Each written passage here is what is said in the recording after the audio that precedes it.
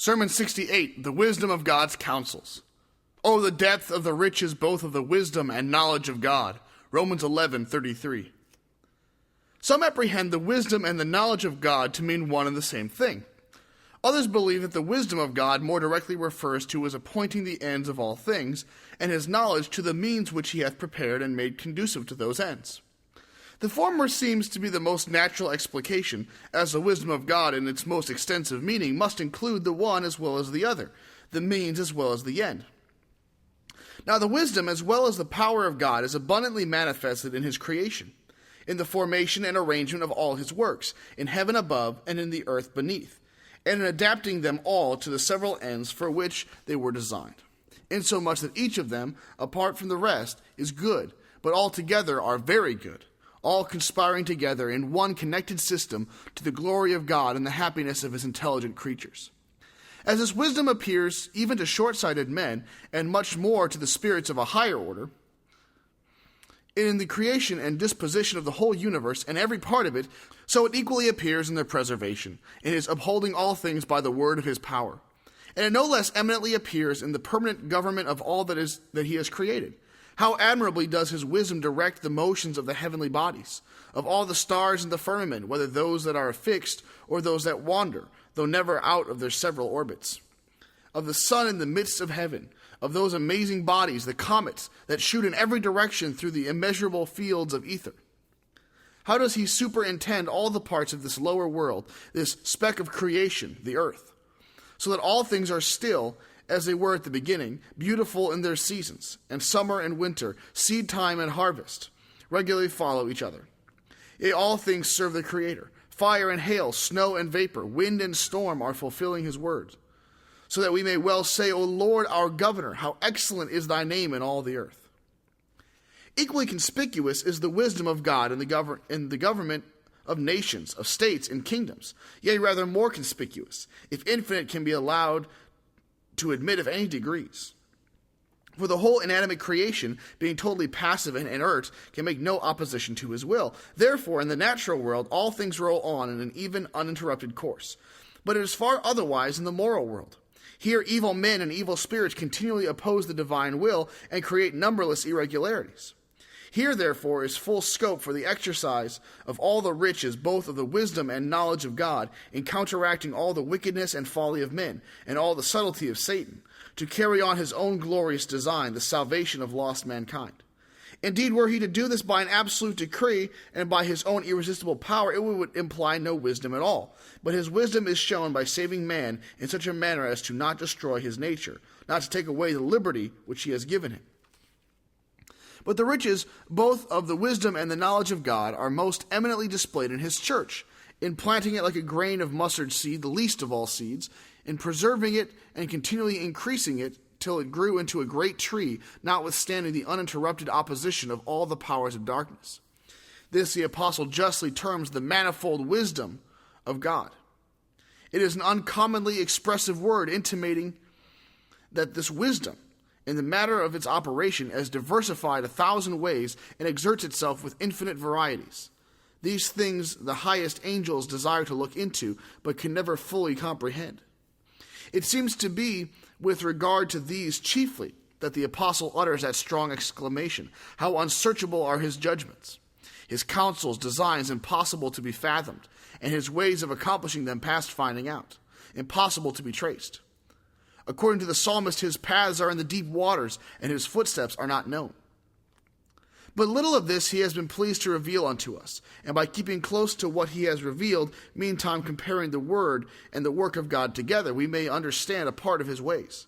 We may in some measure trace this manifold wisdom from the beginning of the world, from Adam to Noah, from Noah to Moses, and from Moses to Christ. But I would now consider it, after just touching on the history of the church in past ages, only with regard to what he has wrought in the present age, during the last half-century, yea, and in this little corner of the world, the British Islands only. In the fullness of time, just when it seemed best to his infinite wisdom, God brought his first begotten into the world. He then laid the foundation of his church, though it hardly appeared till the day of Pentecost. And it was then a glorious church, all the members thereof being filled with the Holy Ghost, being of one heart and of one mind, and continuing steadfastly in the apostles' doctrine, and in fellowship, in the breaking of bread, and in the prayers. In fellowship, that is, having all things in common, no man counting anything he had his own. Meek, simple followers of the Lamb, they lived and thought and spake the same. They all were of one heart and soul, and only love inspired the whole. But this happy state did not continue long. See Ananias and Sapphira, through the love of money, the root of all evil, making the first breach in the community of goods. See the partiality, the unjust respect of persons on the one side, the resentment and murmuring on the other, even while the apostles themselves presided over the church at Jerusalem. See the grievous spots and wrinkles that were found in every part of the church, recorded not only in Acts, but in the epistles of St. Paul, James, Peter, and John. A still fuller account we have in Revelation. And according to this, in what a condition was the Christian church even in the first century, even before St. John was removed from the earth. If we may judge, as undoubted we may, of the state of the church in general, from the state of those particular churches, all but those of Smyrna and Philadelphia, to which our Lord directed his epistles. And from this time, for 1400 years, it was corrupted more and more, as all history shows, till scarce any either of the power of the form of religion was left. Nevertheless, it is certain that the gates of hell did never totally prevail against it. God always reserved a seed for himself, a few that worshipped him in spirit and in truth. I have often doubted whether these were not the very persons whom the rich and honorable Christians, who will always have number as well as power on their side, did not stigmatize from time to time with the title of heretics. Perhaps it was chiefly by this artifice of the devil and his children that, the good which was in them being evil spoken of, they were prevented from being so extensively useful as otherwise they might have been. Nay, I have doubted whether that arch heretic, Montanus, was not one of the holiest men in the 2nd century. Yea, I would not affirm that the arch heretic of the 5th century, as plentifully as he has been bespattered for many ages, was not one of the holiest men of that age, not excepting St. Augustine himself, a wonderful saint, as full of pride, passion, bitterness, censoriousness, and as foul-mouthed to all that contradicted him as George Fox himself. I verily believe the real history of Pelagius was neither more nor less than this, the holding that Christians may, by the grace of God, not without it, that I take to be mere slander, go on to perfection, or in other words, fulfill the law of Christ. But St. Augustine says, when Augustine's passions were heated, his word was not worth a rush. And here is the secret. St. Augustine was angry at Pelagius. Here he slandered and abused him, as his manner was, without either fear or shame.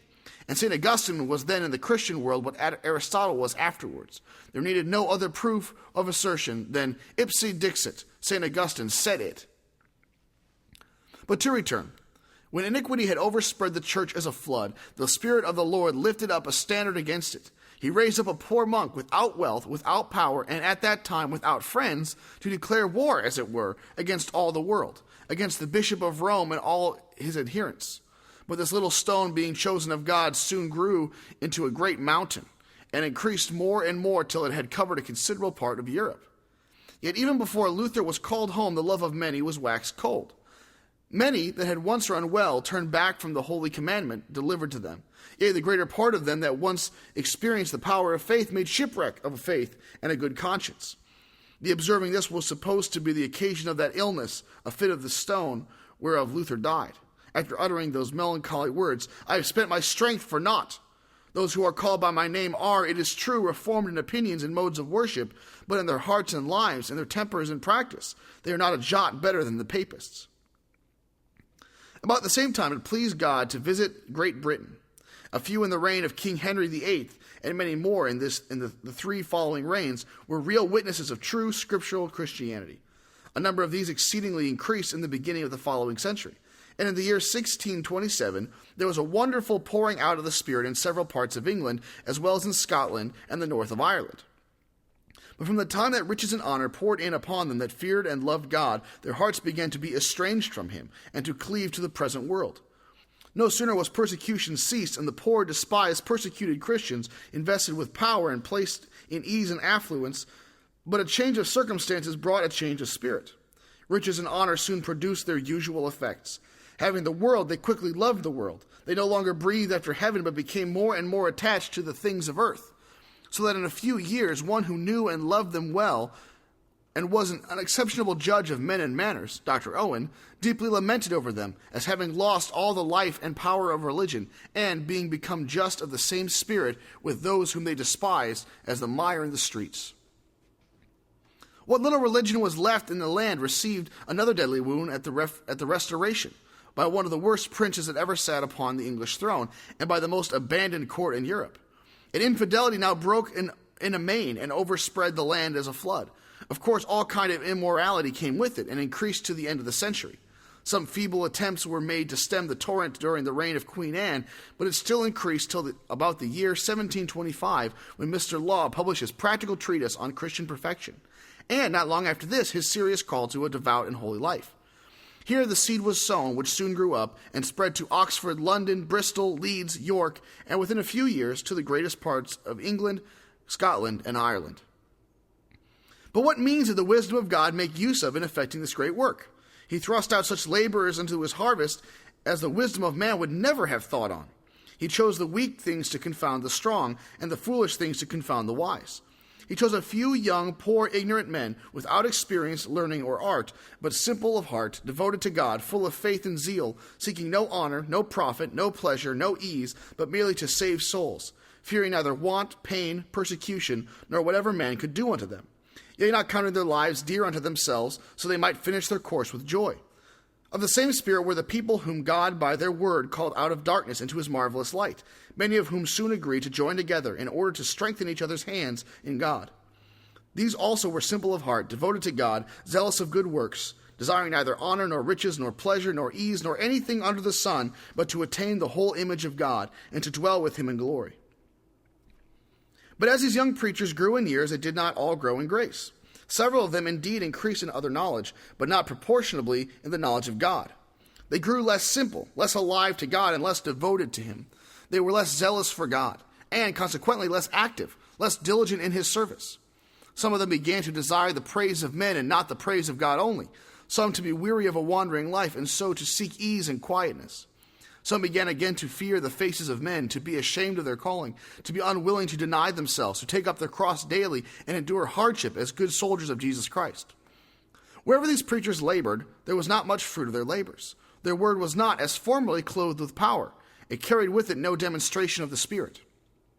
The same faintness of spirit was in their private conversation. They were no longer instant, in season and out of season, warning every man and exhorting every man, if by any means they might save some. But as some preachers declined from their first love, so did many of the people. They were likewise assaulted on every side, encompassed with manifold temptations. And while many of them triumphed over all and were made more than conquerors through him that loved them, others gave place to the world, the flesh, or the devil, and so entered into temptation. Some of them made shipwreck of their faith at once, some by slow and sensible degrees. Not a few, being in want of the necessaries of life, were overwhelmed with the cares of the world. Many relapsed into the desires of other things, which choked the good seed, and it became unfruitful. But of all the temptations, none so struck at the whole work of God as the deceitfulness of riches, 1,000 melancholy proofs of which I have seen within these last 50 years. Deceitful they are indeed, for who will believe they do him the least harm? And yet I have not known 80 rich persons, perhaps not half the number, during 80 years, who, as far as I can judge, were not less holy than they would have been had they been poor. By riches I mean not thousands of pounds, but any more than will procure the conveniences of life. Thus I count him a rich man who has food and raiment for himself and family without running into debt and something over. And how few are there in these circumstances who are not hurt, if not destroyed thereby? Yet who takes warning? Who seriously regards that awful declaration of the apostle? Even they that desire to be rich fall into temptation and a snare, and into diverse foolish and hurtful desires, which drown men in destruction and perdition. How many sad instances have we seen of this in London, in Bristol, in Newcastle, in all the large trading towns throughout the kingdom, where God has lately caused his power to be known? See how many of those who were once simple of heart, desiring nothing but God, are now gratifying the desire of the flesh, studying to please their senses, particularly their taste, endeavoring to enlarge the pleasure of tasting as far as possible. Are not you of that number? Indeed, you are no drunkard and no glutton, but do you not indulge yourself in a kind of regular sensuality? Are not eating and drinking the greatest pleasures of your life? the most considerable part of your happiness? If so, I fear St. Paul would have given you a place among those whose God is their belly. How many of them are now again indulging the desire of the eye, using every means which is in their power to enlarge the pleasures of their imagination, if not in grandeur, which as yet is out of their way, yet in new or beautiful things? Are not you seeking happiness in pretty or elegant apparel or furniture, or in new clothes or books, or in pictures or gardens? Why, what harm is there in these things? There is this harm, that they gratify the desire of the eye, and thereby strengthen and increase it, making you more and more dead to God, and more alive to the world. How many are indulging in the pride of life, seeking the honor which cometh of men, or laying up treasures on earth? They gain all they can, honestly and conscientiously. They save all they can by cutting off all needless expense, by adding frugality to diligence, and so far all is right. This is the duty of everyone that fears God, but they do not give all they can, without which they must needs grow more and more earthly minded. Their affections will cleave to the dust more and more, and they will have less and less communion with God. Is not this your case? Do you not seek the praise of men more than the praise of God? Do not you lay up, or at least desire and endeavor to lay up treasures on earth? Are you not, then, deal faithfully with your own soul, more and more alive to the world, and consequently more and more dead to God? It cannot be otherwise. That must follow, unless you give all you can, as well as gain and save all you can. There is no other way under heaven to prevent your money from sinking you lower than the grave. For if any man love the world, the love of the Father is not in him. And if it was in him, in ever so high a degree, yet if he slides into the love of the world by the same degrees that this enters in, the love of God will go out of the heart. And perhaps there is something more than all this contained in those words, love not the world, neither the things of the world. Here we are expressly warned against loving the world, as well as loving the things of this world. The world is the men that know not God, and neither love nor fear him. To love these with a love of delight or complacence, to set our affections upon them, is here absolutely forbidden, and by parity of reason, to converse or have any intercourse with them farther than necessary business requires. Friendship or intimacy with them St. James does not scruple to term adultery. Ye adulterers and adulteresses, know ye not that friendship with the world is enmity with God? Whosoever therefore will be a friend to the world is an enemy of God. Do not endeavor to shuffle away or evade the meaning of those strong words. They plainly require us to stand aloof from them, to have no needless commerce with unholy men. Otherwise we shall surely slide into conformity to the world, to their maxims, spirits, and customs. For not only their words, harmless as they seem, do eat as doth a canker, but their very breath is infectious.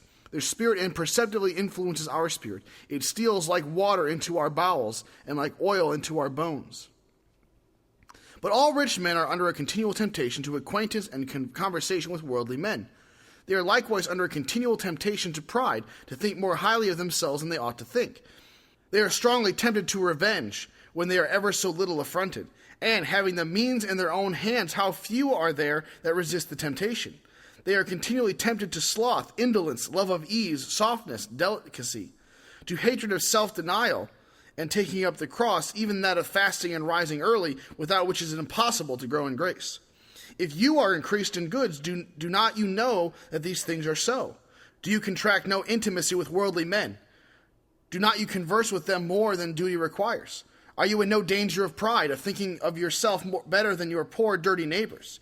Do you never resent, yea, and revenge and affront? Do you never render evil for evil? Do not you give way to indolence or love of ease? Do you deny yourself and take up your cross daily? Do you continually rise as early as you did once? Why not? Is not your soul as precious now as it was then? How often do you fast? Is not this a duty to you as much as to a day laborer? But if you are wanting in this or in any other respect, who will tell you of it? Who dares tell you the plain truth, but those who neither hope nor fear anything from you? And if any venture to deal plainly with you, how hard is it for you to bear it? Are not you far less reprovable, far less advisable than you were when you were poor? It is well if you can bear reproof even from me, and in a few days you will see me no more. Once more, therefore, I say, having gained and saved all you can, do you give all you can? Else your money will eat your flesh as fire, and will sink you to the nethermost hell. O beware of laying up treasures upon earth. Is it not treasuring up wrath against the day of wrath? Lord, I have warned them, but if they will not be warned, what can I do more? I can only give them up unto their own heart's lusts and let them follow their own imaginations. By not taking this warning, it is certain many of the Methodists are already fallen. Many are falling at this very time, and there is a great reason to apprehend that many more will fall, most of whom will rise no more. But what method may it be hoped the all-wise God will take to repair the decay of his work? If he does not remove the candlestick from this people and raise up another people who will be far more faithful to his grace, it is probable he will proceed in the same manner he has done in the past. And this has hitherto been his method. When any of the old preachers left their first love, lost their simplicity and zeal, and departed from the work, he raised up young men who are what they were, and sent them into the harvest in their place. The same he has done when he is pleased to remove any of his faithful laborers into Abraham's bosom. So when Henry Millard, Edward Dunstone, John Manners, Thomas Walsh, or others rested from their labors, he raised up other young men from time to time, willing and able to perform the same service. It is highly probable he will take the very same method for the time to come. The place of those preachers who either die in the Lord or lose the spiritual life which God has given them, he will supply by others that are alive to God and desire only to spend and be spent for him. Hear ye this, all ye preachers who have not the same life, the same communion with God, the same zeal for his cause, the same burning love to souls that you once had. Take heed unto yourselves, that ye lose not the things ye have wrought, but ye receive a full reward. Beware lest God swear in his wrath that ye shall bear his standard no more, lest he be provoked to take the word of his grace utterly out of your mouth. Be assured the Lord hath no need of you. His work doth not depend on your help. As he is able out of stones to raise up children for Abraham, so he is able out of the same to raise up preachers after his own heart. O make haste, remember from whence you are fallen, and repent and do the first works. Would it not provoke the Lord of the harvest to lay you altogether aside if you despise the laborers he has raised up merely because of their youth? This was commonly done to us when we were first sent out, between 40 and 50 years ago. Old wise men asked, what will these young heads do? So then the Bishop of London in particular. But shall we adopt their language? God forbid. Shall we teach him who he shall send, whom he shall employ in his own work? Are we then the men, and shall wisdom die with us? Does the work of God hang upon us? O humble yourselves before God, lest he pluck you away, and there be none to deliver. Let us next consider what method has the wisdom of God taken for these 45 years, when thousands of the people that once ran well, one after another, drew back to perdition.